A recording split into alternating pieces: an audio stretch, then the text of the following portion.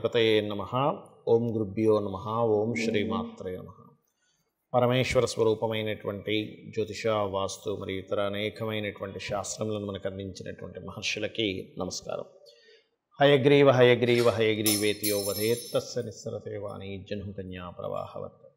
అరుణాం కరుణాతరంగితాక్షీం ధృతపాశాంకుశపుష్పబాణచాపాం అనిమాదిభిరావృతాం మయూకైః అహమిత్యేవ విభావయే భవానీం. శ్రీమాత్రే నమః. ప్రేక్షకులకి లలితాంబిక అమ్మవారి యొక్క అనుగ్రహం పరిపూర్ణంగా కలగాలని మనస్ఫూర్తిగా కోరుకుంటూ మనం ఈరోజు చెప్పుకోబోయే టాపిక్ ఏమిటంటే, మీరు పుట్టిన లగ్నం ఏమిటి? 12 లగ్నాలు ఉంటాయి కదా, 12 రాసులాగే లగ్నం తెలియని వారు రాశి నుంచి చూసుకోవచ్చు.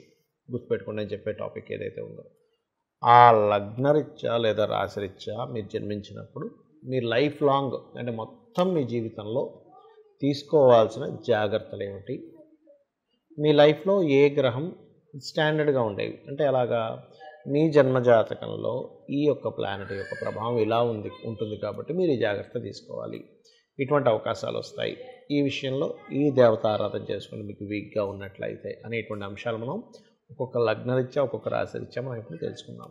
మకర లగ్నము, మకర రాశి. ఈ మకర లగ్నంలో జన్మించినట్లయితే మకరం వారికి మీకు పర్టికులర్గా ఇక్కడ సాటర్న్ యొక్క పొజిషన్ ఎలా ఉంది అనే దాని మీద ఆధారపడి ఉంటుంది. మీ శని భగవానుడు బాగున్నాడు, సహజంగా మకరంకి ఉన్నటువంటి స్ట్రెంత్ ఏమిటి అంటే మకరం పట్టు అంటుంటారు. అంటే మొండితనం కానివ్వండి, ఏదైనా ఒక పని సాధించాలనుకుంటే లాంగ్ టర్మ్గా కష్టపడడం కానివ్వండి. అంటే చూడండి, కొన్ని ఎలా ఉంటాయంటే మనకి ఏదైనా ఒక పని ఒక రోజులో అవ్వదు, it takes some months or years. అట్లాంటి వాటికి మకరం వారు లాంగ్ టర్మ్ ఎఫర్ట్ పెట్టి దాన్ని సక్సెస్లోకి తీసుకెళ్తారు, అందులో ఎటువంటి సందేహం లేదు. అలాగే వీళ్ళే మనీ అంటే ఎట్లాగా లగ్నాధిపతి ద్వితీయాధిపతి ఒక్కడే అయ్యారు కాబట్టి ఈ ధనాధిపతి ఎక్కడున్నాడు అనేది చూసుకోవాలి. అంటే ఏమిటి, మీ ధనాధిపతి సహజంగా ఏంటంటే బిజినెస్ లైన్స్లో ధనం వచ్చేటువంటి యోగం ఎక్కువగా ఉంటుంది because of natural 11th lordship. Natural 11th lordship శనికి వస్తుంది ఇక్కడ కాబట్టి ఏమిటి బిజినెస్ లైన్స్లోకి. అయితే ఈ బిజినెస్ లైన్స్లోకి వెళ్ళేటువంటి యోగం అనేటువంటిది మీ యొక్క శని భగవానుడు బుధుడితో ఎంతవరకు కనెక్టివిటీలో ఉన్నాడు, బుధరాశులు ఎలా ఉన్నాడు అనే దాన్ని మనం పర్టికులర్గా చూసుకొని దాన్ని అర్థం చేసుకుని ముందుకు వెళ్ళవలసిన స్థితి ఉంటుంది. అదేవిధంగా కొంచెం మకరం వారికి సర్వసాధారణంగానే కొంచెం సిబ్లింగ్స్కి ఖర్చు పెట్టాల్సిన సమయం రావడం, అంటే పెట్టాల్సిన లేదా వాళ్ళ కోసం స్పెండ్ చేయాల్సి రావడము, వాళ్ళ సంబంధించినటువంటి విషయంలో కొంచెం వీళ్ళు కేర్ చూసుకోవడం. ఎందుకంటే పాస్ట్ లైఫ్లో సిబ్లింగ్స్ ద్వారా వీళ్ళు కొంత పొంది ఉంటారు, వాళ్ళకి ఇప్పుడు ఈ జన్మలో వాళ్ళు రిటర్న్ చేయాల్సిన పరిస్థితి ఉంటుంది. అయితే వీళ్ళ యొక్క పూర్వజన్మ కర్మ అనేటువంటిది పర్టికులర్గా గురువుతోని అండ్ అదేవిధంగా ఎనీథింగ్ బిజినెస్ రిలేటెడ్ సంబంధించిన వాటితోని, అలాగే కొన్ని ఆధ్యాత్మికమైనటువంటి రిలేటెడ్ సంబంధించిన మంత్ర సంబంధించిన కొన్నిసార్లు చూడండి, మనం అమ్మవారి మంత్రాన్ని రెగ్యులర్గా చాంటింగ్ చేస్తూ ఉంటారు కదా, ఏమిటంటే అమ్మవారి భక్తులు అంటూ ఉంటారు. మకర లగ్నం వారికి ఎక్కువగా ఏంటంటే పూర్వజన్మ కర్మలో ఏదైనా ఒక మంత్రం చాంటింగ్ మిగిలిపోయి ఉండి దాన్ని కంటిన్యూ చేయవలసిన దానికోసం కూడా జన్మిస్తారు మకర లగ్నం వారు, ఇది గుర్తుపెట్టుకోండి. అయితే వీరికి కెరియర్ రిలేటెడ్ సంబంధించిన విషయంలో ఏదైనా ఆర్ట్ రిలేటెడ్ సంబంధించింది అంటే ఏదైనా కళా సంబంధించిన ఆర్ట్ రిలేటెడ్ సంబంధించిన ఎనీ క్రియేటివ్కి సంబంధించిన వాటిల్లోకి వెళ్తే బాగా కలిసి వస్తుంది. అదేవిధంగా మీ యొక్క సంతానాన్ని కూడా మీరు చేస్తున్నటువంటి ఉద్యోగం ఏదైతే ఉంటుందో లేకపోతే వ్యాపారం ఏదైతే ఉంటుందో ఎనీథింగ్ క్రియేటివ్ రిలేటెడ్ మీరు చేస్తున్నటువంటి దాంట్లోకి మీ యొక్క సంతానాన్ని కూడా తీసుకెళ్ళడము, వాళ్ళు కూడా దాని ద్వారా కొంతవరకు వాళ్ళకు కూడా కలిసి రావడం అనేటువంటి చాలా స్పష్టంగా చూపిస్తుంది. అయితే ఇక్కడ ఇదంతా కూడా మీ యొక్క వీనస్ స్ట్రెంత్ మీద ఆధారపడి ఉంటుంది. మీ శుక్రుడు చాలా బాగున్నాడు, ఆటోమేటిక్గా ఏం జరుగుతుంది అంటే మీకు ఆ సంతానానికి మీరు చేస్తున్న వృత్తిని యాజ్ ఇట్గా వాళ్ళకి మీరు ఇవ్వగలుగుతారు. అదర్వైజ్ శుక్రుడు పాడేడు కేతువుతో ఉన్నాడు, అప్పుడు మీ యొక్క సంతానం దాన్ని ఇష్టపడదు చేయడానికి. అరే ఈ బిజినెస్ నేను ఎందుకు చేస్తాను, నాకు ఇష్టం లేదంటూ ఉంటారు. బట్ ఎప్పుడైనా సరే బిజినెస్ ఫైనాన్స్ రిలేటెడ్ సంబంధించినటువంటిది వాళ్ళ పర్సనల్ చార్ట్లో ఆ ప్లానెట్ ఎలా ఉంది అనే దాని మీద చూసుకొని చేస్తూ ఉండాలి. అదేవిధంగా ఇక్కడ మరొక విషయం ఏంటంటే ఇక్కడ గమనించుకున్నట్లయితే ఈ శుక్రగ్రహం యొక్క ప్రభావం మీ యొక్క కెరీర్ మీద చూపిస్తుందని మనం ఇందాక చెప్పుకున్నాము. అదేవిధంగా మీ యొక్క జీవిత భాగస్వామి సర్వసాధారణంగా మకరం వారికి స్త్రీ కావచ్చు పురుషుడు కావచ్చు, జీవిత భాగస్వామి కొంచెం తల్లి తరపు నుంచి రావడం కానీ లేకపోతే దూర ప్రాంతం నుంచి రావడము, మీ యొక్క జీవిత భాగస్వామి ఏంటంటే కొంచెం చిన్న వయసులా కనబడడము లేకపోతే దూర ప్రాంతం నుంచి రావడము, లేకపోతే అదేవిధంగా కొంతవరకు తల్లి వరుస వారి నుంచి సంబంధం రావడం ఇటువంటివి చాలా స్పష్టంగా ఉన్నాయి. అయితే ఇక్కడ మీరు అర్థం చేసుకోవాల్సినటువంటి విషయం ఏమిటి అంటే, ఈ యొక్క మకరం వారికి గుర్తుపెట్టుకోండి, మార్స్ కనుక బాగున్నాడు, మీ ధనం అనే మీకు లాభాలు ప్రాపర్టీ సంబంధంగా వస్తాయి. అంటే ఇందులో రకరకాలు ఉంటాయి. కొంతమంది ప్రాపర్టీ కొనడం వల్ల రావచ్చు, అది డిపెండ్ ఆన్ మీ యొక్క మార్స్ ఉండే పొజిషన్ బట్టి. లేదా ప్రాపర్టీలో మీరు ఏదైనా ఇంటీరియర్ డిజైనింగ్ చేయడం వల్ల రావచ్చు, లేకపోతే ప్రాపర్టీ రిలేటెడ్గా మీరు సర్వీసెస్ చేయడం వల్ల రావచ్చు. ఇట్స్ డిపెండ్ ఆన్ మీకు అది ఏ రకమైనటువంటి రిజల్ట్ ఇస్తుంది, ఆ ప్లానెట్ ఎలా ఉందనే దాని మీద ఆధారపడి ఉంటుంది. ఇక పర్టికులర్గా మీరు మీ యొక్క కెరీర్ బాగా డెవలప్ అవ్వాలి అంటే అమ్మవారి ఆరాధన ఎక్కువగా చేస్తూ ఉండండి. ఒకవేళ కొంతమందికి అప్పులు ఉంటూ ఉంటాయి, బికాజ్ ఆఫ్ 6th లార్డ్షిప్ బుధుడవుతాడు కాబట్టి ఓం అపర్ణాయ నమః అనే మంత్రం చేయండి అనేది చాలా బాగుంటుంది.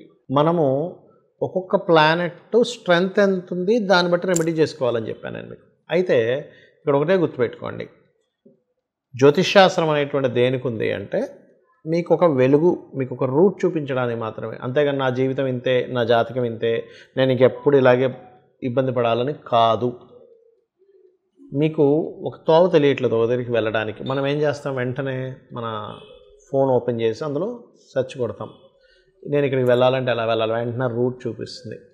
ఒక రోడ్డు బ్లాక్ అయితే ఇంకో రోడ్లోంచి ఎలా వెళ్ళాలో చూపిస్తుంది. అలాగే జ్యోతిష్శాస్త్రం కూడా ఒక దీపంలాగా జ్యోతి కాబట్టి వెలుగు చూపిస్తుంది. ఇప్పుడు ఉదాహరణకి ఇందాక మనం చెప్పుకున్నటువంటి జాతచక్రం స్ట్రెంత్ఫుల్గా ఉండాలి, ఉండకూడదని చెప్పాను. ఇప్పుడు ఉదాహరణకి మీకు ఒకవేళ నా యొక్క అంటే మీ జన్మజాతకంలో 10th లార్డ్ బాలేడు, ఉద్యోగంలో సరిగ్గా సెటిల్ అవ్వలేకపోతున్నారు అనుకోండి, వెంటనే మీరు ఏమీ కంగారు పడకుండా నేను అమ్మవారిని నమ్ముకున్నాను, నేను నామం చేసుకుంటాను, 100% నేను సక్సెస్ అవుతాను అనుకోండి. అది ఏమిటి అంటే ఓం శ్రీమాత శ్రీ మహారాజ్ని శ్రీమత్ సింహాసనేశ్వరి నమః, లేదా ఓం మాణిక్య మకుటాకార జానుద్వయ విరాజితాయే నమః. 40 minutes చేయండి, ఖచ్చితంగా మీకు మీ యొక్క జాబ్ సంబంధించిన విషయంలో 100% గ్రోత్ ఉంటుంది. అదేవిధంగా బెల్లం తినిపించండి, నువ్వులు దానంగా ఇవ్వండి, ఉలవలు దానంగా ఇవ్వండి. అలా కాదండి నాకు జాబ్ చేస్తున్నాను బట్ ఫైనాన్షియల్గా నేను ఎందుకు ఎదగలేకపోతున్నాను, నేను అనుకున్నంత ఎక్స్పెక్ట్ చేస్తున్నంత, నేను కష్టపడుతున్నంత ధనం రావట్లేదు, అప్పుడు ఎలాగా అంటే మీ 2nd లార్డ్ ఇక్కడ బలహీన పడ్డాడని అర్థం. అప్పుడు మీరు చేయాల్సింది ఏమిటి, ధనాధిపతి బలహీనంగా ఉన్నాడు, ధనం పెరగాలి. ఎలా పెరుగుతుంది, అమ్మవారి అనుగ్రహం ఉంటే పెరుగుతుంది. సింపుల్గా ఏం లేదు, చక్కగా మీరు ఒక తూర్పుకి ఎదురుగా కూర్చొని, లేదా సాయంత్రం పూట అయితే వెస్ట్ సైడ్ అయినా కూర్చోవచ్చు, కూర్చొని ఓం సంపత్కరీ సమారూఢ సింధుర వ్రజ సేవితాయే నమః, లేదా ఓం ధర్మాధ్యక్ష ధనాధ్యక్ష ధన ధాన్య వివర్ధనీయే నమః.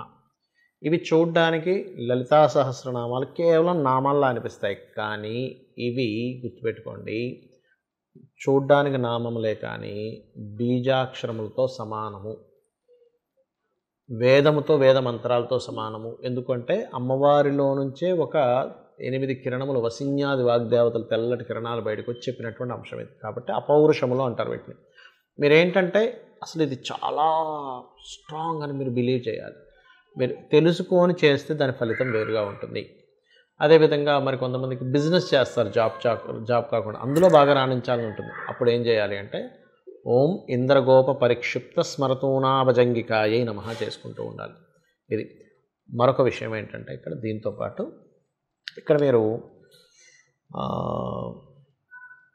మరొక విషయం అర్థం చేసుకోవాల్సింది ఏమిటంటే ఇక్కడ ఎవరైనా కానీ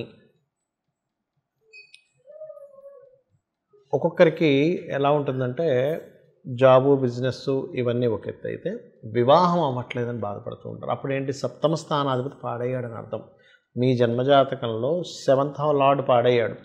12 లగ్నాలు 12 డిఫరెంట్ 7th లార్డ్స్ ఉంటారు.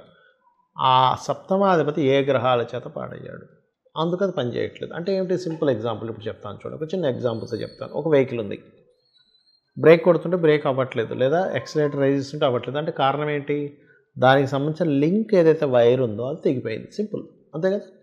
మనం ఏం చేస్తాం, దాన్ని రిపేర్ దగ్గర తీసుకెళ్ళి దాన్ని రిపేర్ చేసుకుంటాం, అంతేగాని కారు వదిలేయడం కదా, కారు వదిలేయం కదా, నా జీవితం ఇంతే అనుకోం కదా.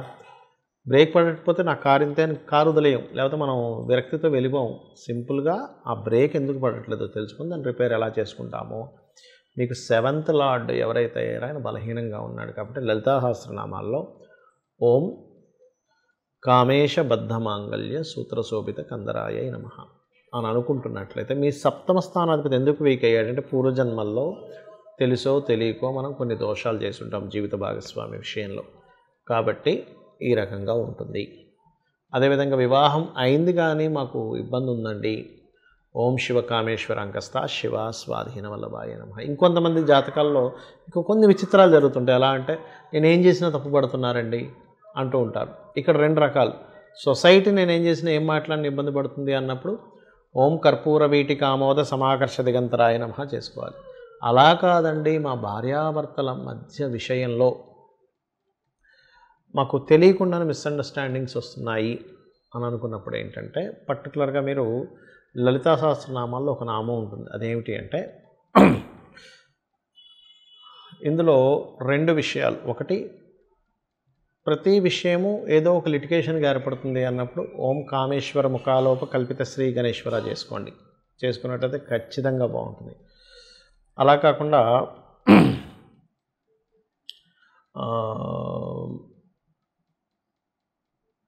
ఒక్కొక్కసారి ఏమవుతుంటుందంటే ఏ పని చేస్తున్నా సరే ఆటంకం కలుగుతుంది అన్నప్పుడు కూడా ఈ నామం చేసుకోవచ్చు. కామేశ్వర ముఖాలోక కల్పిత శ్రీ గణేశ్వర అనేటువంటిది. ఈ రకంగా ఏంటంటే ఒకటి కాదు రెండు కాదు, మనకి జాబ్ కానివ్వండి, కెరియర్ కానివ్వండి, ఫైనాన్స్ కానివ్వండి, లలితా సహస్రనామాల్లో ఒక్కొక్క నామాన్ని మీరు భక్తి శ్రద్ధలతో కనుక చేసినట్లయితే మీ జన్మజాతకంలో ఎటువంటి యోగమున్నా, ఎటువంటి అవయోగమున్నా, యోగం ఉండి అది ఓపెన్ అవ్వట్లేదన్నా మంత్రం చేసుకుంటే ఓపెన్ అవుతుంది. అవయోగం ఉండి దాని ద్వారా ఏదైనా ఇబ్బంది వస్తుందని అనుకున్నా కూడా మీకు ఆ ఇబ్బంది అనేటువంటిది తొలగుతుంది. శ్రీమాత్రే నమః.